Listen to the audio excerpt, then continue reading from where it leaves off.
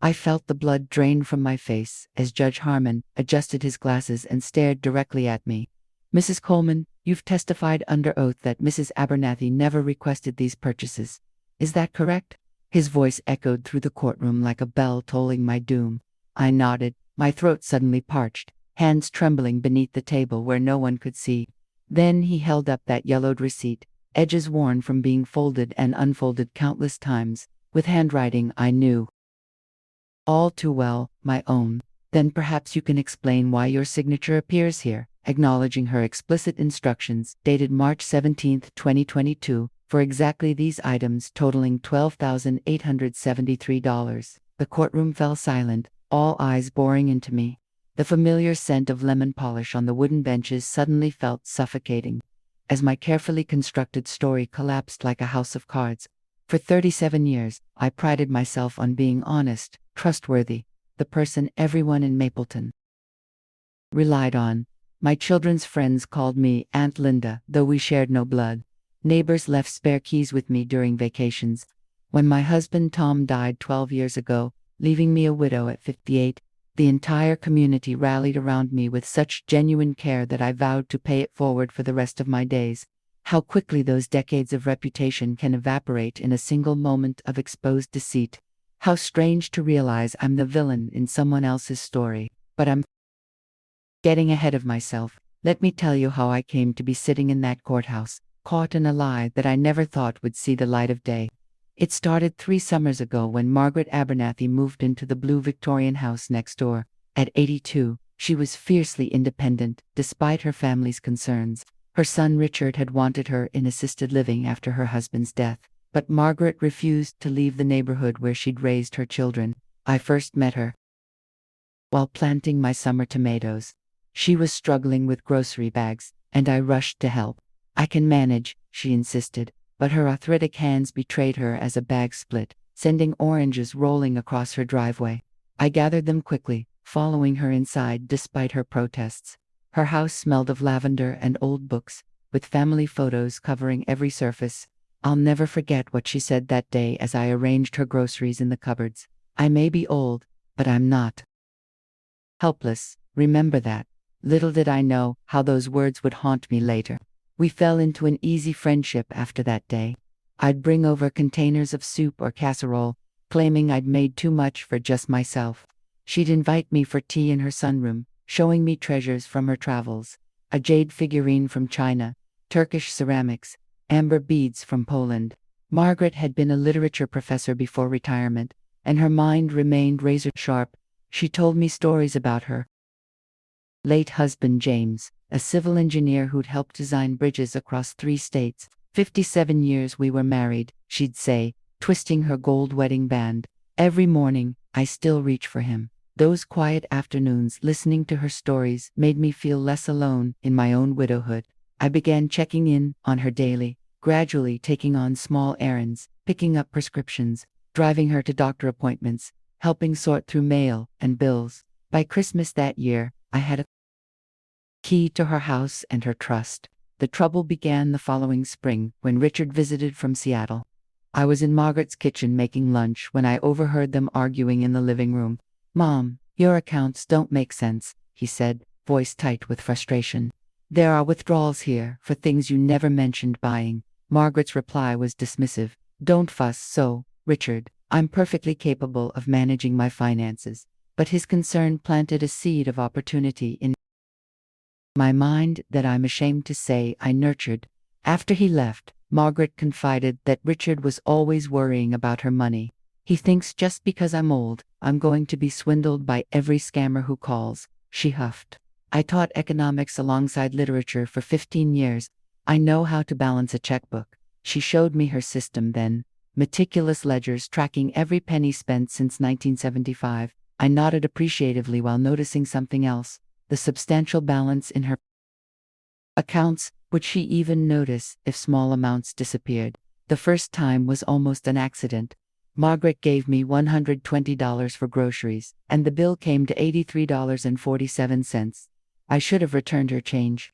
Instead, I pocketed it, telling myself she wouldn't miss it. When she didn't question the receipt, guilt mingled with relief. A week later, I added items to her grocery list that went straight to my pantry: coffee, olive oil, that expensive English tea she never drank but I loved.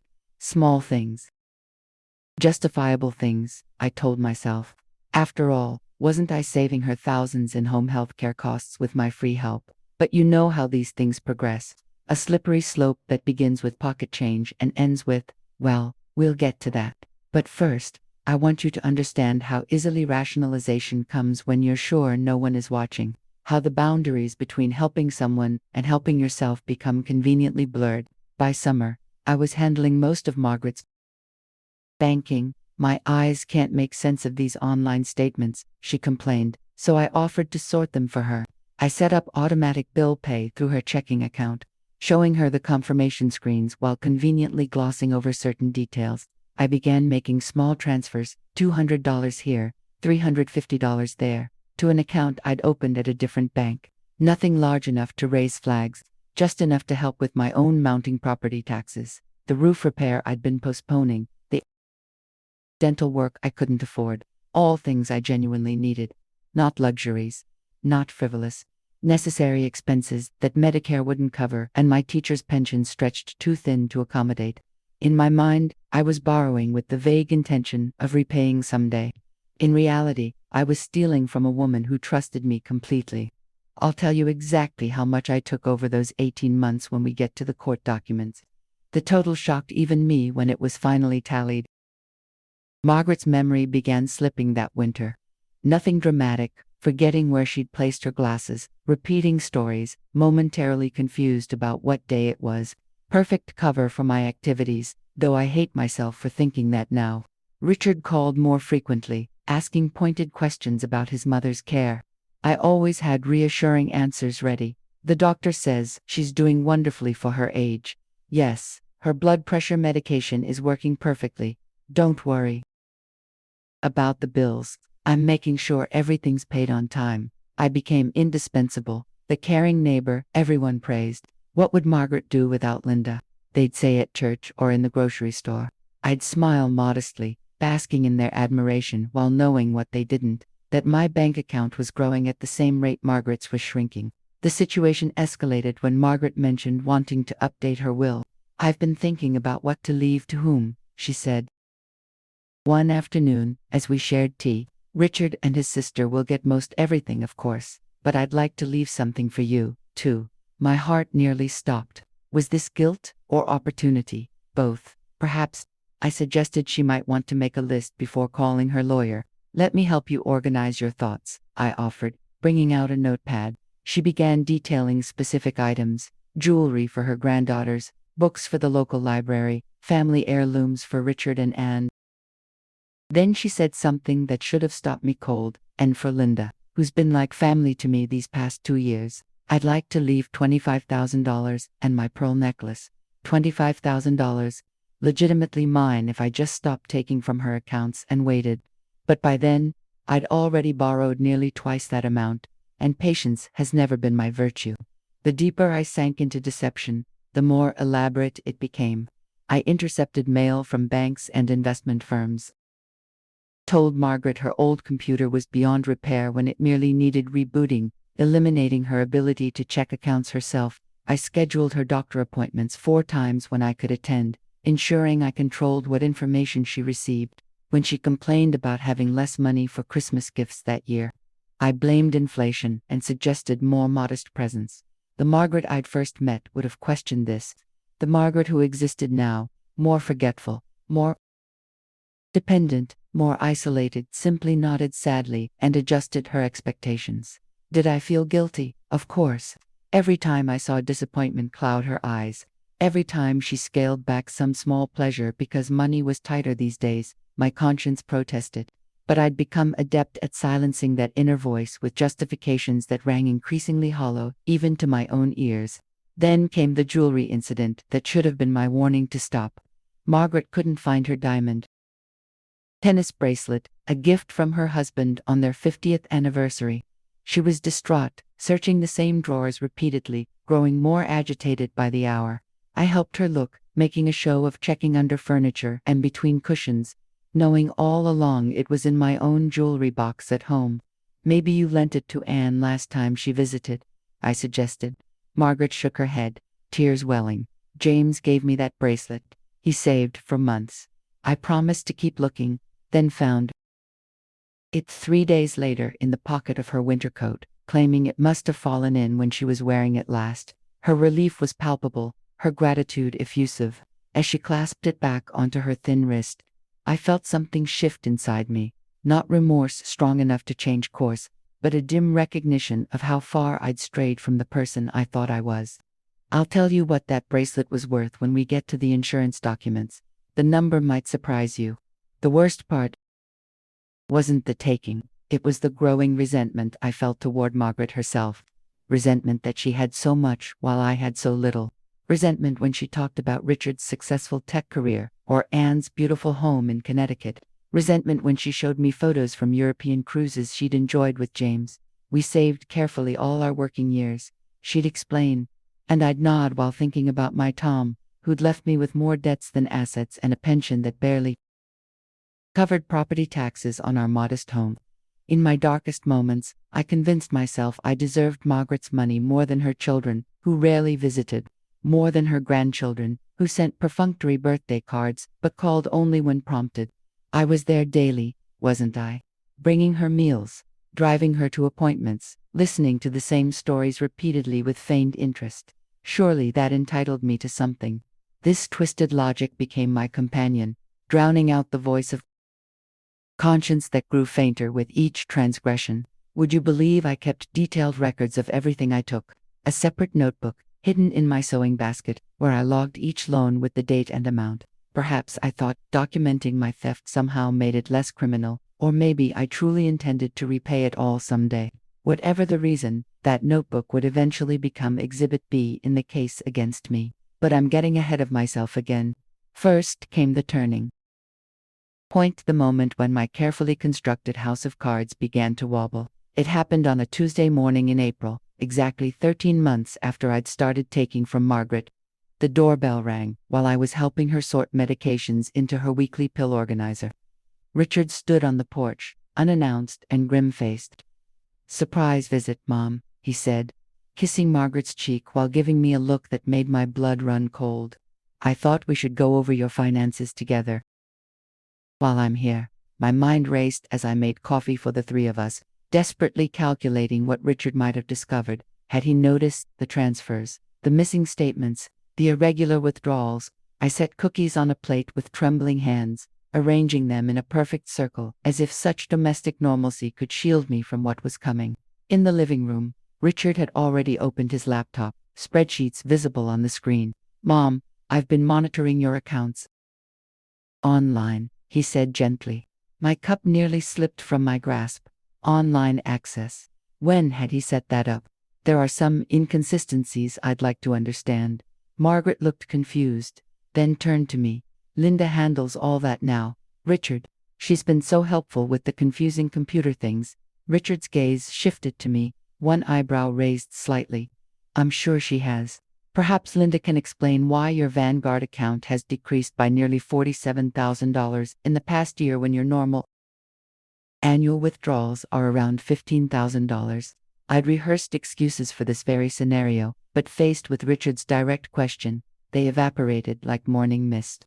I mumbled something about increased living expenses, medical costs not covered by insurance, home repairs. Richard listened silently, making notes on his phone. Then he asked to see Margaret's checkbook register. "Actually, I took it home to balance it," I said quickly. "I can bring it tomorrow." His eyes narrowed slightly. "That's fine. I've brought printouts of all Mom's accounts for the past 18 months. Let's go through them together." For the next 2 hours, he methodically reviewed transactions while I offered increasingly implausible explanations. Margaret sat between us, confusion giving way to distress as she realized how much money was missing. "I don't remember spending all that," she kept saying. "Are you sure, Richard?" Each time she looked at me for confirmation, for reassurance that her son was mistaken. I felt another piece of my soul crumble away. By the time Richard suggested lunch, I knew my game was up. I excused myself, claiming a doctor's appointment I couldn't miss. and fled to my own home, where I spent the afternoon in panic, alternating between sobbing and frantically calculating how I could possibly repay what I'd taken before criminal charges were filed. That evening, my doorbell rang. I expected police officers, or perhaps a furious Richard. Instead, Margaret stood on my porch alone, looking smaller and frailer than I'd ever seen her. "May I come in?" she asked with a formality that broke my heart. I stepped aside wordlessly. She settled into my living room chair, the one she always chose during our friendly visits, and looked around as if seeing the space for the first time. "Some of my things are here," she observed quietly, nodding toward a crystal vase on my mantel. "And that's my mother's serving platter." I couldn't deny it. I'd been bringing her possessions to my home piece by piece, assuming she wouldn't notice. "I trusted you, Linda," she said simply. No accusations, no anger. Just for words that cut deeper than any rage could have. I started crying, ugly, desperate sobs that came from some broken place inside me. I confessed everything between gasping breaths: the money, the jewelry, the intercepted mail. Throughout my shameful litany, Margaret sat silently, hands folded in her lap, wedding ring glinting in the evening light. When I finally ran out of words, she stood up slowly. "I'll need my things returned, please, all of them. Richard has arranged for a home health aide starting tomorrow. You won't need to come over anymore." With that, she walked to my door and paused. "I thought we were friends, Linda." Then she was gone, leaving me alone with the wreckage of who I'd become. I spent that night gathering everything I'd taken: jewelry from my dresser drawers, serving pieces from my cabinets, decorative items scattered throughout my home that had once graced Margaret's. I boxed her mother's quilt that had somehow migrated to my guest room, the first edition Hemingway I'd borrowed from her bookshelf, the silver photo frames I'd emptied of her family pictures and filled with my own. By morning, my dining table was covered with the physical evidence of my betrayal. But the money, that was another matter. Much of it was spent: $4,782 on a roof repair, $3,140 for dental work, $2,968 for property taxes, countless smaller amounts for everyday expenses. In total, I'd taken $48,637.42 from a woman who had opened her life to me. I knew this exact figure because of that damning notebook in my sewing basket, with its neat columns and precise totals, as if documenting the theft somehow made it respectable. I had less than $15,000 left in my account, not even a third of what I owed. I considered desperate measures: a reverse mortgage on my paid-off home, selling my car, borrowing from my own children, though they had families to support and modest incomes. Before I could decide, my phone rang. It was Gloria Whitman, Margaret's attorney. "Mrs. Coleman, I'm calling on behalf of Margaret Abernathy," Gloria began, her tone professionally neutral. "She has instructed me to handle this matter privately, if possible." Out of respect for your decades in the community, I gripped the phone tighter, hope fluttering weakly. "There are two options on the table. First, you may return all items taken from Mrs. Abernathy's home and repaid the full amount of $48,637.42 within 30 days. In that case, Mrs. Abernathy will not press criminal charges." My heart sank. I didn't have that kind of money, and Gloria surely knew it. "The second option involves a payment plan over 5 years, secured by a lien against your home, plus 40 hours of community service. This would be handled through civil court rather than criminal proceedings." I closed my eyes, dizzy with relief. A way out, not painless, but without the public disgrace of criminal charges. "However," Gloria continued, her voice hardening slightly, "this arrangement depends entirely on your full cooperation and complete honesty about all transactions involving Mrs. Abernathy's assets. Any discrepancies discovered later would void the agreement immediately." I agreed to Gloria's terms without hesitation, promising complete transparency. We arranged to meet the following day to begin documenting everything I'd taken.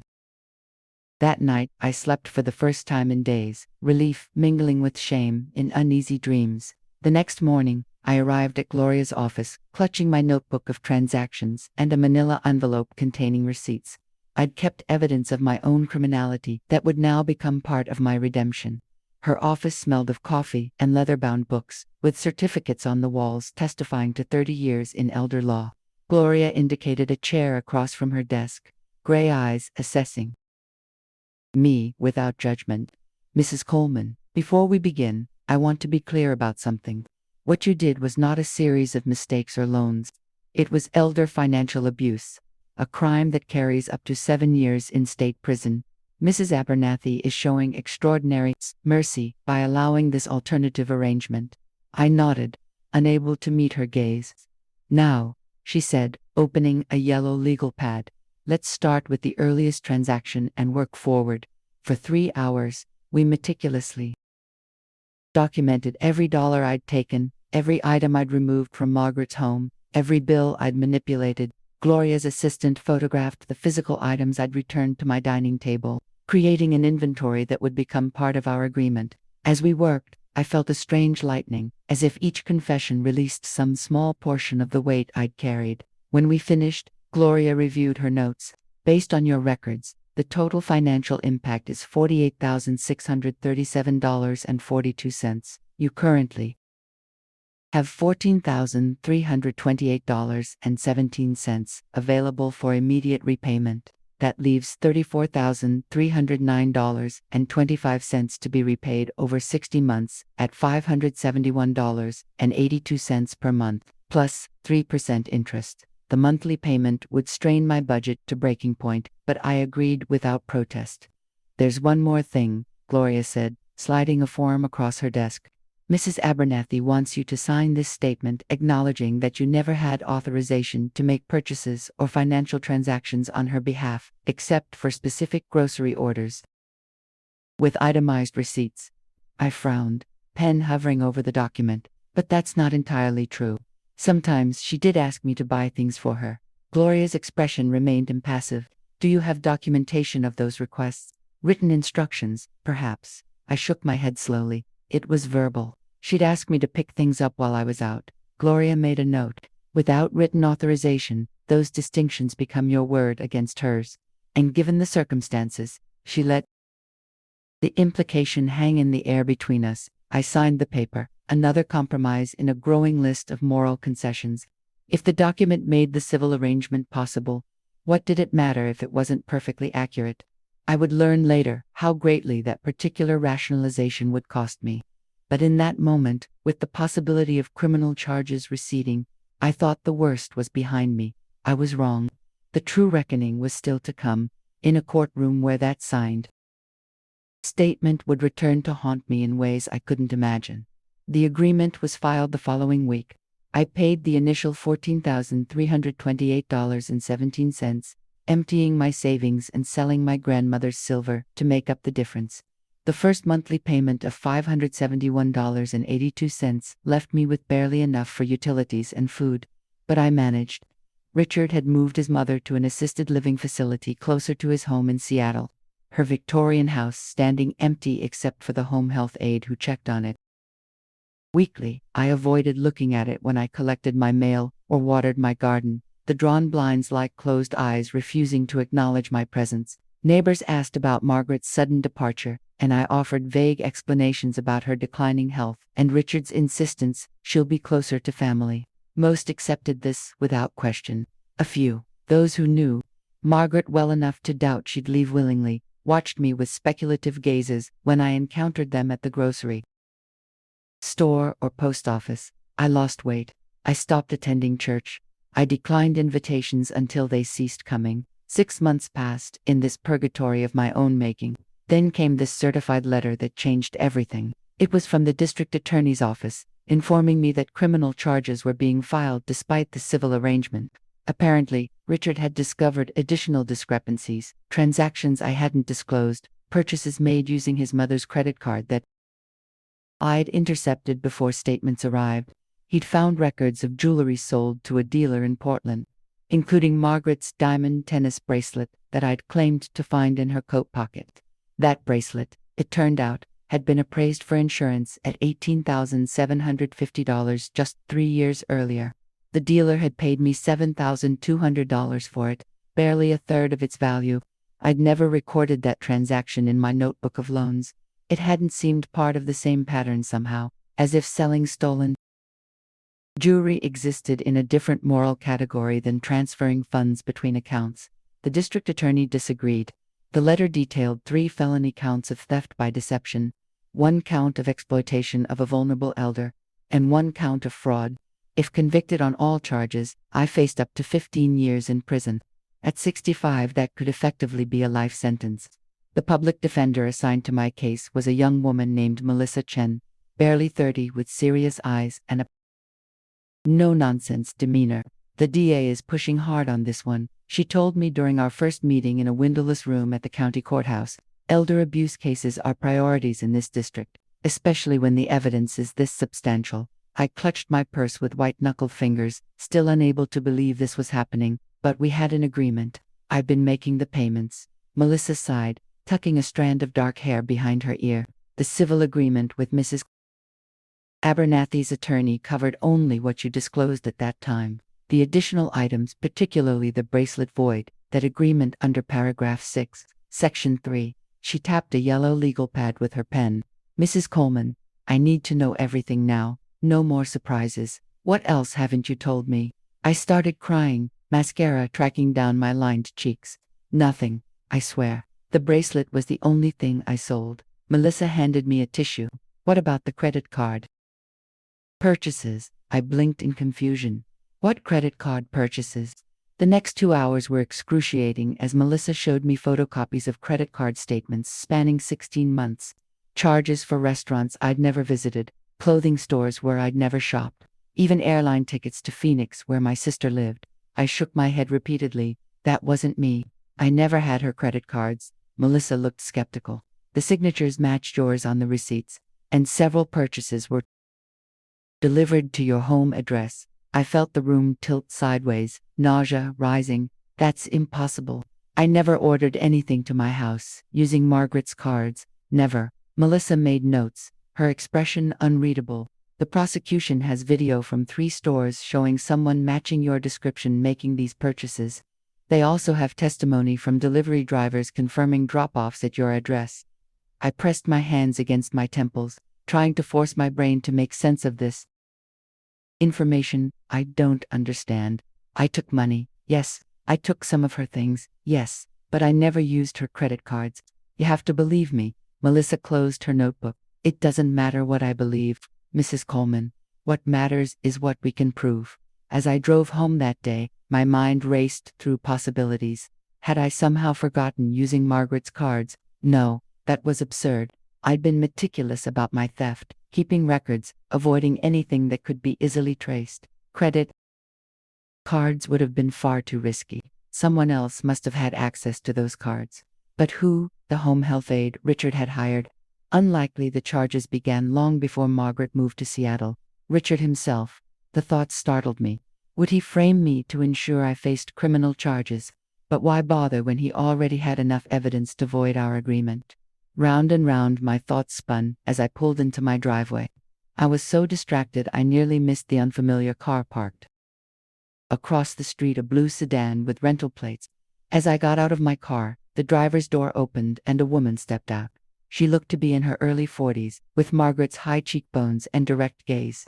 And Abernathy Wilson, Margaret's daughter. I'd seen her only in photographs before, but there was no mistaking the family resemblance or the cold fury in her eyes as she approached my driveway. Mrs. Coleman, she said, her voice controlled but trembling slightly.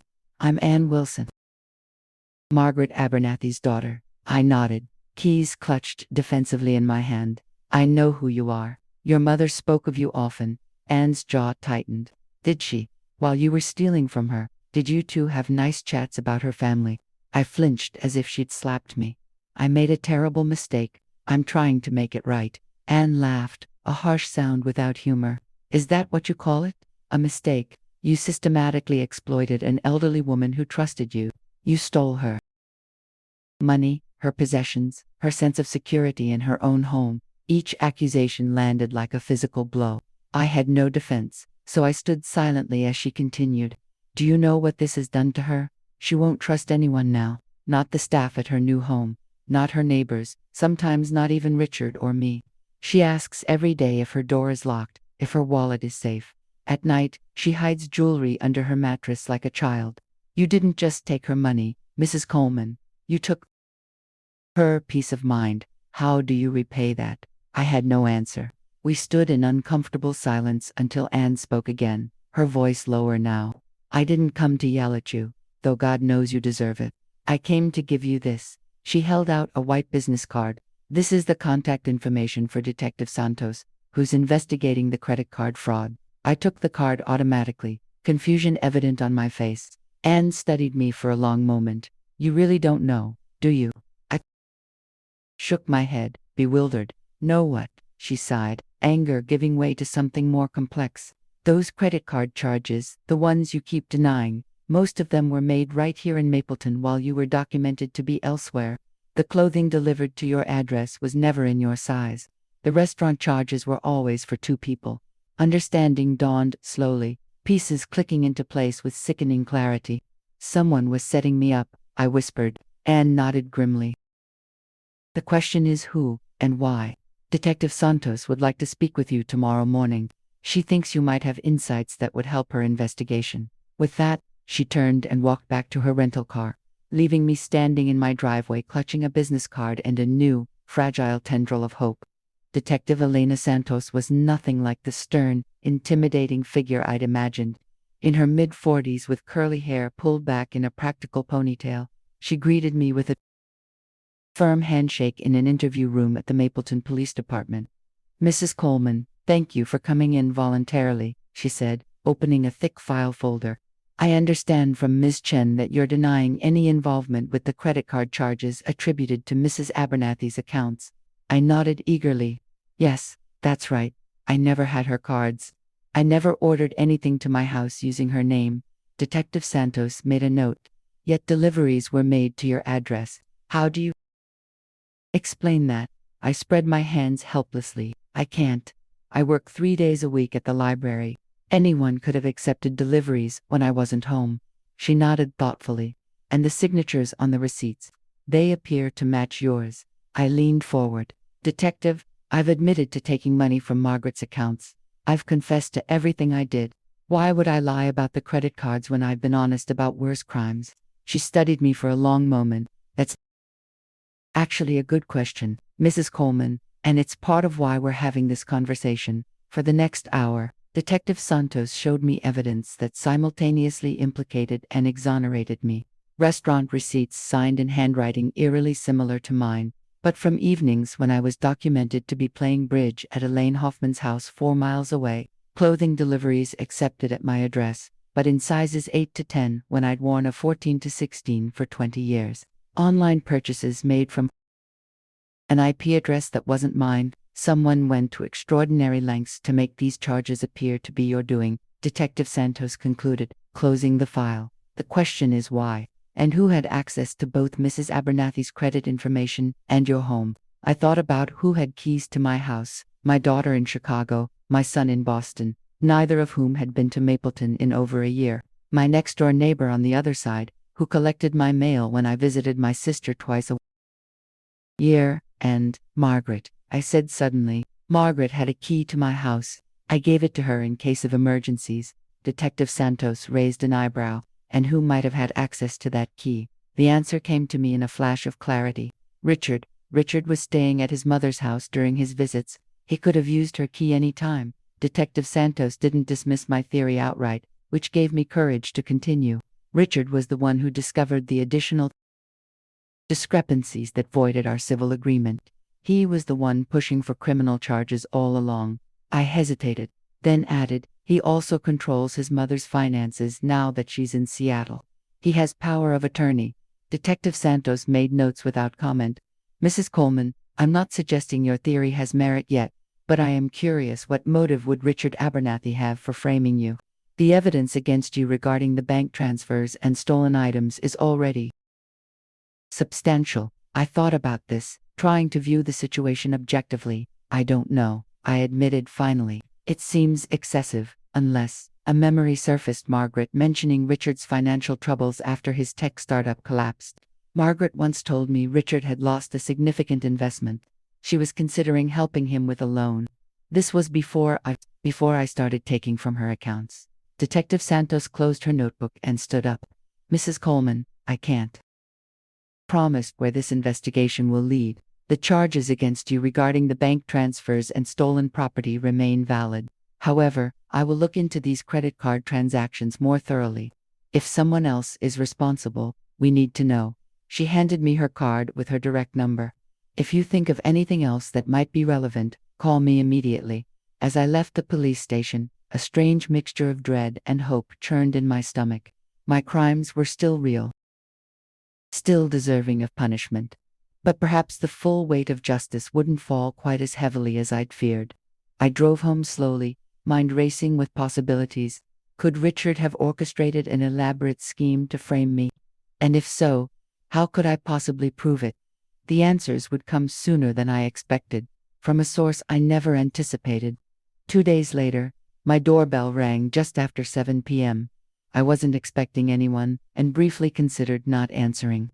Since my legal troubles began, I'd become something of a recluse, avoiding the judgmental stares of neighbors who'd once considered me a friend. But the bell rang again, more insistently this time. I peered through the peephole and gasped. Margaret Abernathy stood on my porch, leaning on a cane, her small frame swallowed by a navy blue coat despite the mild May evening. I opened the door slowly, certain I was hallucinating. Margaret, her eyes, faded blue but still sharp, met mine steadily. May I come in, Linda? We need to talk. I stepped aside wordlessly. She entered slowly, taking in the changes to my home. The missing decorative items returned to her house, the empty spaces on walls where artwork had been removed, the general air of reduced circumstances. She lowered herself carefully into the same chair she'd sat in during our last confrontation. Richard doesn't know I'm here, she said without preamble. Anne brought me. She's waiting in the car, ready to call the police if I don't come out in 20 minutes. I remained standing, afraid to sit, afraid to move, afraid this fragile moment would shatter if I breathed too deeply. Why are you here? I asked finally. Margaret placed her purse on her lap, hands resting atop it like birds coming to rest. I found something in my old checkbook, something that doesn't make sense. She opened her purse and removed a folded piece of paper, holding it out to me. I took it hesitantly and unfolded it. It was a check carbon, the kind from old-fashioned checkbooks with the thin blue paper that creates a copy of each check written. This one showed check number 3782, dated March 17, 2022, made out to Cartier for $12,873, with mother's brooch replacement written on the memo line. In the signature space was Margaret's unmistakable handwriting. I stared at it in confusion. I don't understand. What is this? Margaret's expression remained grave. It's a check I apparently wrote for a brooch similar to one my mother left me. A brooch I've never seen, from a purchase I don't remember making. She leaned forward slightly. Linda, I never bought anything from Cartier ever. James thought their prices were obscene.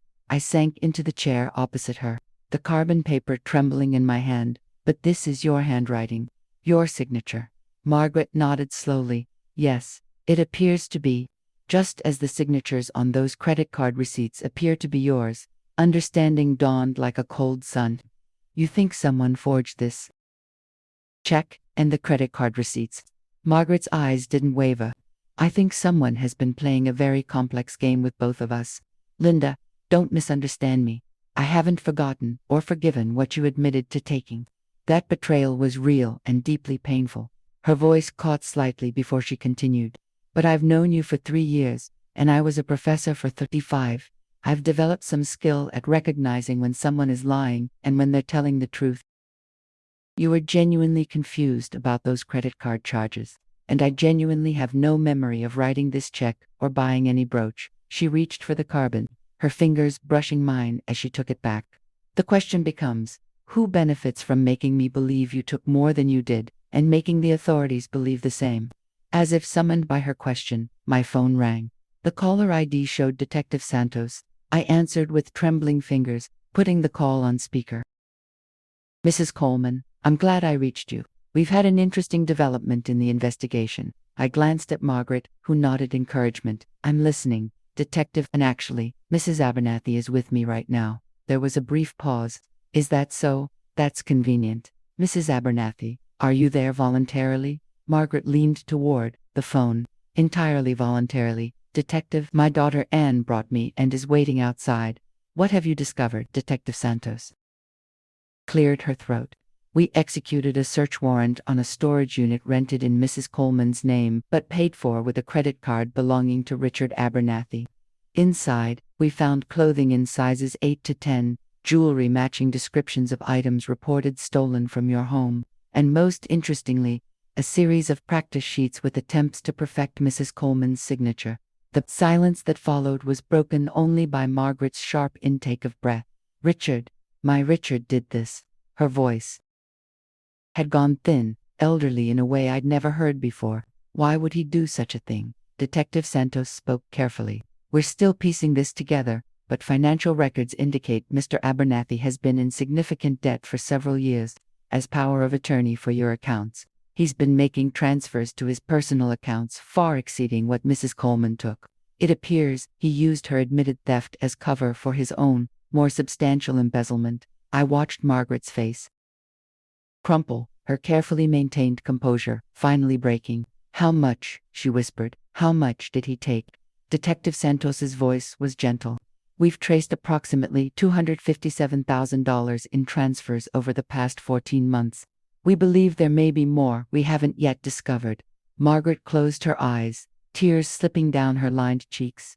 My own son, she murmured. My own child. I reached across the space between us and took her hand. She didn't pull away. Detective Santos continued. We'll need statements from both of you. And Mrs. Coleman, while this doesn't erase your actions, it does significantly change the scope of the case against you. I'll be speaking with the DA about modifying the charges. After arranging for us to come to the station the following morning, she ended the call, leaving us sitting in silence, still holding hands across the gulf of betrayal that had separated us. That night was the first of many conversations between Margaret and me. Painful, honest discussions about trust, forgiveness, and the human capacity for both terrible mistakes and genuine redemption.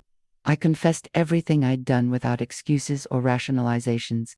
She listened with the same attentive presence that had drawn me to her from the beginning, occasionally asking questions but never interrupting.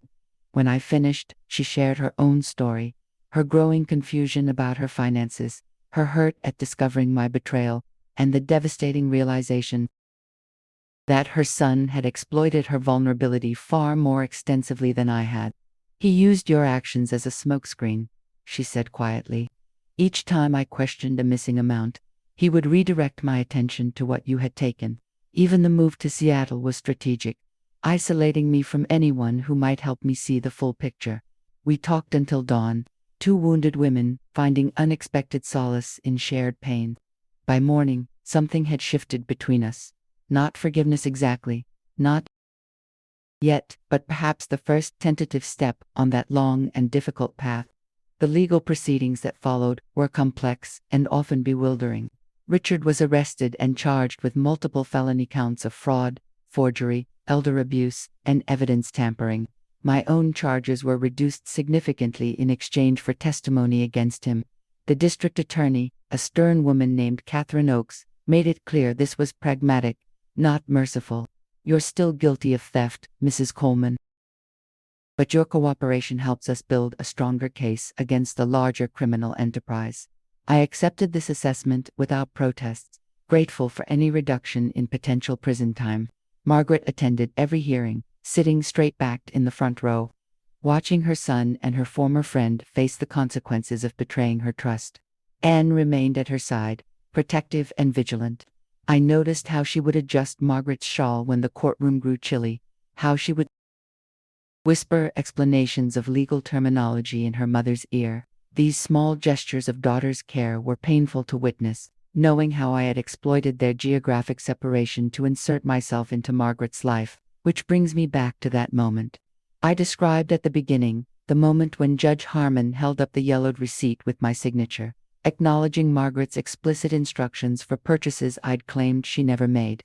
3 days into the trial, Richard's attorney had produced this document, supposedly found among Margaret's papers during a recent review of her files. It appeared to be my acknowledgement of items Margaret had specifically requested, contradicting my testimony that I'd made purchases without her knowledge or consent. As the judge read the itemized list with the total of $12,873, I felt myself go cold with shock. The courtroom fell silent, all eyes on me as I struggled to make sense of this new evidence. I had never seen this receipt before. I had never signed any such acknowledgement. Yet, there was my signature, perfectly rendered on aged paper with slightly faded ink. Judge Harmon peered at me over his reading glasses. "Mrs. Coleman, does this refresh your recollection regarding Mrs. Abernathy's authorization of these purchases?" For a terrible moment, I considered lying, claiming I'd forgotten about this authorization, using it as justification for other unauthorized purchases. The temptation to grasp at any defense, however flimsy, was nearly overwhelming. But then I looked at Margaret, sitting perfectly still, her eyes fixed not on me but on her son. Something in her posture, in the set of her jaw, gave me courage. "Your Honor," I said, my voice steadier than I felt, "I have never seen that document before today. That appears to be my signature, but I did not sign it. I believe it's a forgery, like the credit card receipts and check Carpens already entered into evidence." Richard shifted in his seat, a barely perceptible movement that nonetheless drew my attention. For the first time since his arrest, I looked directly at him, this man who had orchestrated an elaborate scheme to deflect attention from his own crimes by magnifying mine. Our eyes met briefly before he looked away, but in that moment I saw something that chilled me further: calculation, not desperation. Even now, he was planning his next move.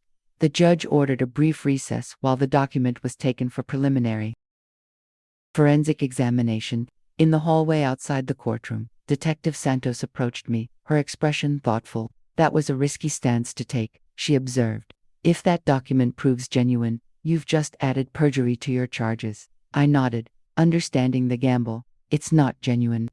I never signed it." She studied me for a long moment. "I believe you, and I think we can prove it.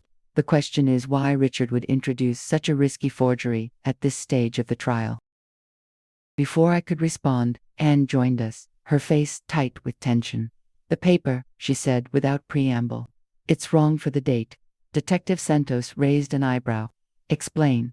Anne glanced around to ensure we weren't overheard. "That receipt is dated March 17, 2022. But look at the watermark. It's from Stillman's Jewelry. Mom and I were there last month while I was helping her inventory her valuables for insurance. Their new branded paper with that particular watermark was just introduced in January of this year. There's no way a receipt from 2022 could be on that paper." Detective Santos's eyes widened slightly before her professional mask returned. "That's extremely helpful information. Ms. Wilson, I'll have the forensic team check it immediately." She hurried away, phone already in hand. Anne turned to me, her expression unreadable. "My brother is trying to bury you to save himself. I'm not doing this for you, understand? I'm doing it because the truth matters. Because my mother deserves justice." I nodded, throat tight with emotion. "I understand.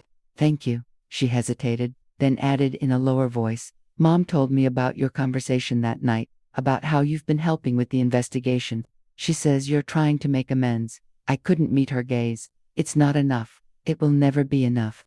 But yes, I'm trying." And adjusted her purse strap, a gesture reminiscent of her mother. "Good. Keep trying. That's all any of us can do." With that, she returned to the courtroom, leaving me alone with the weight of responsibility and the faint, fragile possibility of redemption. The forensic examination confirmed Anne's observation. The receipt could not possibly have existed on the date indicated. When court reconvened, the judge's expression was thunderous as he addressed Richard's attorney. "Counselor, I expect an explanation for the introduction of this apparently fraudulent evidence." The attorney, visibly shaken, requested a brief consultation with his client. After whispered conference, he straightened and addressed the court. "Your Honor, my client maintains he found this document among his mother's papers and was unaware of any irregularities." Judge Harmon's skepticism was palpable. "Given the mounting evidence of forgery already presented in this case, I find that claim dubious at best. This document is stricken from the record. and I am instructing the district attorney to investigate potential charges of evidence tampering and attempting to suborn perjury. Richard sat motionless, his expression carefully neutral, but I noticed a muscle twitching in his jaw, the same tell Margaret had when she was restraining strong emotion. In that moment, despite everything, I felt a flash of sympathy. What desperate circumstances or character flaws had led him to betray the mother who loved him so completely?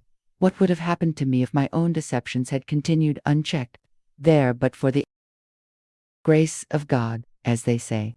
The trial concluded 2 days later with Richard's attorney negotiating a plea deal to avoid additional charges. He would serve 8 to 12 years for financial elder abuse, fraud, forgery, and evidence tampering.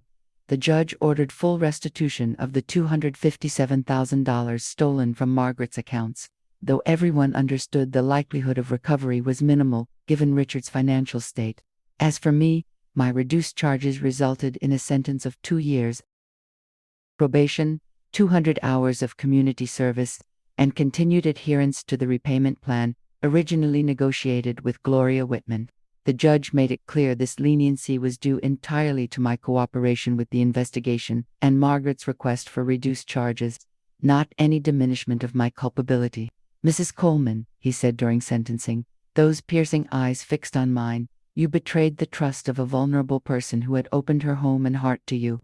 That remains reprehensible, regardless of Mr. Abernathy's more extensive crimes. I expect you to honor your obligations to Mrs. Abernathy, both financially and morally, for the remainder of your days." Outside the courthouse, reporters gathered, hungry for statements about this unusual case of dual betrayal. I kept my head down, hurrying toward my car, intending to avoid their questions, but a familiar voice called my name. Margaret stood by the stone steps, and, at her side, she beckoned me over with a slight gesture. Hesitantly, I approached, conscious of the cameras tracking our interaction. "Linda," Margaret said when I reached her, voice pitched low for privacy, "I want you to know something. I haven't forgiven you yet. I don't know if I ever fully will." I nodded, accepting this hard truth. "But," she continued, "I recognize your efforts to make amends, and I appreciate that you finally chose honesty, even when lies might have served you better." She extended her hand, not for a handshake, but holding a small object. I opened my palm, and she placed a smooth stone in it, polished to a gleam. "From my garden," she explained. "A reminder that beautiful things can come from difficult ground, but it takes time and patience." She stepped back, leaning more heavily on her cane than before. "We won't see each other again. Linda Ann is taking me back to Seattle tomorrow. I've decided to sell the house here." My heart contracted painfully at this final severance of our connection. "I understand," I managed to say. "I wish you peace, Margaret, and healing." That was 2 years ago. I've kept my word, making every monthly payment on time, even when it meant taking a second job at 67. The community service hours were completed at a local senior center, where I now volunteer regularly beyond my required time, helping elderly residents navigate their finances safely. I've become an advocate for elder fraud awareness, sharing my story, the complete, unvarnished truth, with law enforcement groups and senior organizations, not to gain sympathy or redemption, but to show how easily trust can be manipulated by those we least suspect, including ourselves. The stone Margaret gave me sits on my windowsill where morning light catches it. I look at it daily and ask myself the hard questions. Am I becoming someone worthy of trust again? Am I making choices that honor the painful lessons I've learned? Some days the answers are clearer than others. Richard remains in prison, serving his sentence at a medium security facility in eastern Washington, and sends me brief updates occasionally, not out of friendship but from a sense of closure we both seem to need. Margaret's health declined significantly after the trial, the emotional trauma compounding her age-related issues. She passed away peacefully 6 months ago, surrounded by Anne's family. In her will, she left me a single item, a leather-bound journal with blank pages, and an inscription that read, simply, "For a better story." I write in it every evening, not about the past but about each day's small efforts toward integrity, each moment of choosing right over easy. It's not redemption, that's too grand a word for the quiet reconstruction of character, but it's something real and hard-won and true. So, that's my story, not one I'm proud to tell, but one that needs telling. I've learned that trust is sacred ground, and walking there requires constant vigilance against our own capacity for self-deception. I've discovered that making amends isn't a single act, but a lifetime commitment to being trustworthy, even when no one is watching. And I've found that sometimes, the person we betray most deeply is the one we glimpse in the mirror each morning, the self we could have been if we'd made better choices. If any part of my story resonates with your own life, whether you've been betrayed or been the betrayer, know that healing is possible, though rarely easy. The path back to integrity exists, but you must be willing to walk it one difficult step at a time. And if you know someone struggling with the aftermath of broken trust, perhaps share this with them, not as a promise of quick restoration, but as a reminder that even our darkest moments don't have to define us forever. I'm recording this from my small living room in Mapleton, where the morning light catches Margaret's stone on my windowsill. If you've listened this far, thank you for bearing witness to both my failures and my attempts at making them right. I'd be grateful to hear your thoughts in the comments below. And if you're facing your own moment of moral choice right now, remember, the path of integrity may be harder, but the view along the way is infinitely clearer.